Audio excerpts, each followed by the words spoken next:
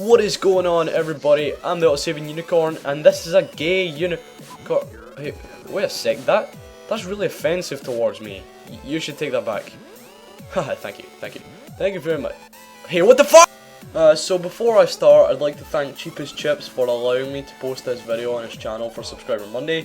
I think it's absolutely awesome when people do shoutouts and engage with their viewers and subscribers like this. So a big massive thank you to you, bro.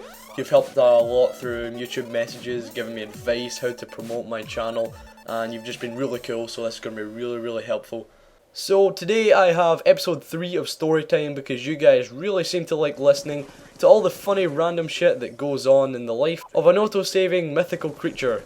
One time I actually forgot to turn on the autosave feature in a game and had to manually save. It was a tragic experience. I'm still scarred to this date. At least I remember to erase my internet history after my friend had been on my computer. I have a feeling I have seen far less tentacles than I would have seen if I hadn't have run that cleanup afterwards. Yeah, well, this episode is not about David Attenborough's octopus adventure. It's actually based on the time I won a silver medal at the British Taekwondo Championships. I came second in all of the under-18s, so I was pretty pleased with that. It proved that I wasn't some kid who sits at home playing video games and talking to a collection of pixels on a screen. I mean, that might sound like me, but can you really imagine a unicorn sitting in a chair for so long? I mean, my tail gets really sore, and my horn really weighs me down. And if I slouch too much, it stabs into the wall in front of me, and it's pretty hard to get out. Because if you didn't know already, all unicorns generate a natural lubricant on their ass crack, as well as a natural glue on their horn, just in case someone tries to kill me for the ivory, you know what I mean? Anyway, back to the story. It was 9:30 AM on a beautiful Scottish Saturday morning. The sun was shining behind the clouds as they threw down God's piss at us via large drops of rain, and I was at a massive sports centre called Ravenscraig.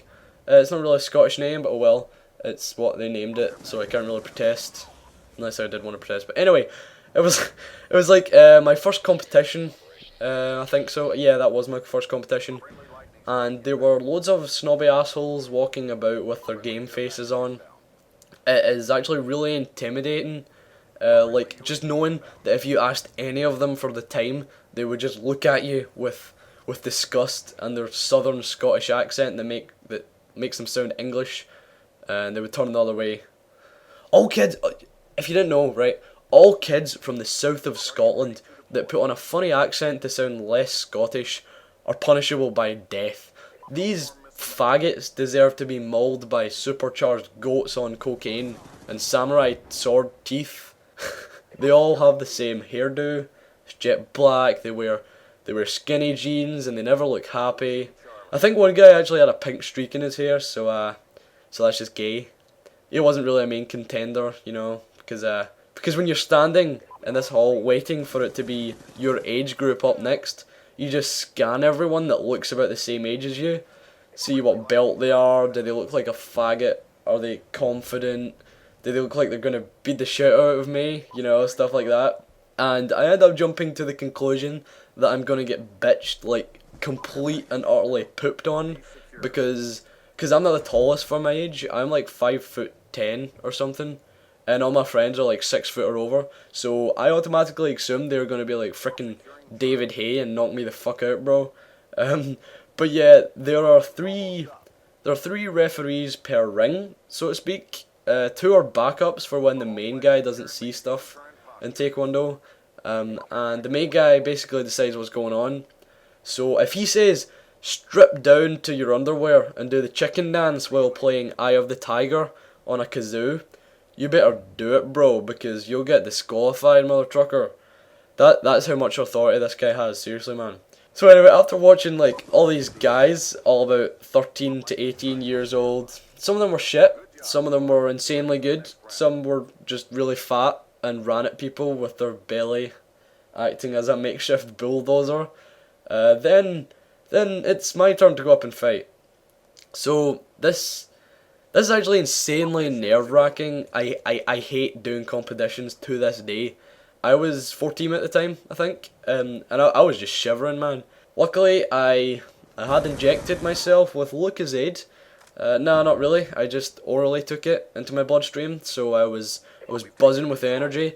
Then before I knew it, the Eye of the Tiger was playing in my head, and I turned into Jackie Chan and beat the fuck out of this kid. Um, I was just so nervous that I started doing jumping twirly kicks and getting him in the face and stuff, and he kind of maybe started crying a little bit. I didn't mean it. I'm not a horrible person, I promise. I'm not that bad. So I beat like 5 people, then got into the final against this guy. He was 15, I believe, but he was a black belt. I was blue belt at the time, which is, that's 2 below black, and he got the drop on me. The adrenaline was wearing off.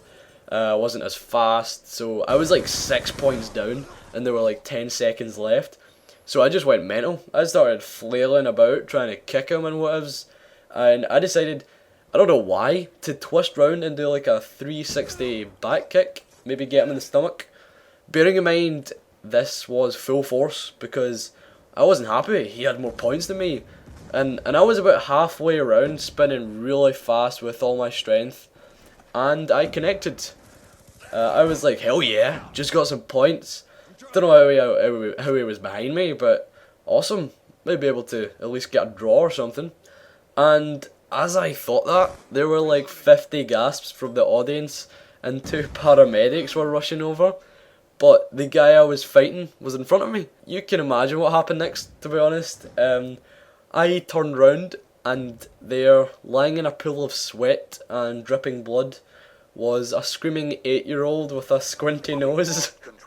Oh, fuck, man. I'm such a horrible guy. I did help him, though. I showed concern and apologised about 500 times to his parents, who were probably, at that moment, plotting to kill me. I felt horrible. I did. And worst of all, the time was up, and this faggot I was fighting had beaten me by 4 points. It was like 12-8 or something. Oh, man, I was gutted. I remember that moment. It was confirmed by the medics that I had indeed broken the kid's nose, so nobody was very happy with me. Still got my frickin' medal though, so I was happy. Mother trucker. Well, I guess that's it for the video. I hope you enjoyed, and thanks so much for all the amazing support you've been giving me. I've been growing at an amazing rate, and I've hit 120 subscribers as well, which that's just brilliant, and I love you all. So if you guys would like to like the video, if you like the video, I would like that very much so. And if you want to subscribe, maybe see more of my videos coming up, that would be amazing also. The next goal is 200 subs, and if you have any questions, further details about story time stories, or you just want to say something, you can comment below. So thanks a lot for watching, and I will see you guys later. Bye.